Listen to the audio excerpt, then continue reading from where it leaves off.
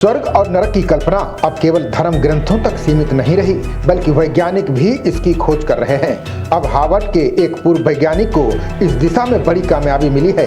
उन्होंने फिजिक्स के फार्मूले से स्वर्ग की खोज कर ली है।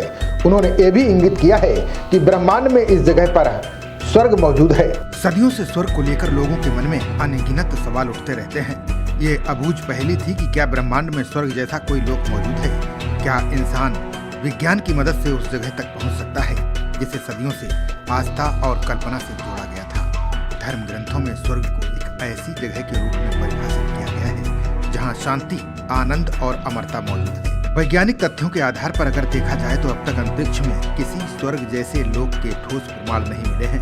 ये बात अलग है कि वैज्ञानिक लगातार चंद्रमा और मंगल जैसे ग्रहों पर जीवन की खोज कर रहे हैं। अब हार्वर्ड के एक पूर्व वैज्ञानिक को स्वर्ग की खोज की दिशा में बड़ी कामयाबी हासिल हुई है। हार्वर्ड यूनिवर्सिटी के एक पूर्व प्रोफेसर ने अपने एक लेख में स्वर्ग के बारे में विस्तार से जानकारी दी है। उन्होंने अपने लेख में अंतरिक्ष विज्ञान, फिजिक्स और धर्म के संयोजन से ब्रह्मांड में स्वर्ग के होने की सच्चाई बताई है। इस हार्वर्ड यूनिवर्सिटी के प्रोफेसर का नाम डॉक्टर माइकल गुइलिन है। बता दें कि गुइलिन ने फिजिक्स, मैथ्स और एस्ट्रोनॉमी में डॉक्टरेट की उपाधि प्राप्त की है। उनके अनुसार ब्रह्मांड की अनंत गहराइयों में स्वर्ग छिपा हुआ है। गुइलिन ने अपने अध्ययन में वैज्ञानिकों और धार्मिक लोगों को दो समूहों में बांटा है। कई पुस्तकों का अध्ययन करने के बाद उन्होंने एस्ट्रोनॉमी के फार्मूलों की मदद से इस सवाल के जवाब को खोजने का प्रयास किया है। गुइलिन के अनुसार ब्रह्मांड का आकार लगातार बढ़ रहा है। जैसे जैसे गैलेक्सी दूर जा रही है, उसकी स्पीड भी बढ़ती जा रही है।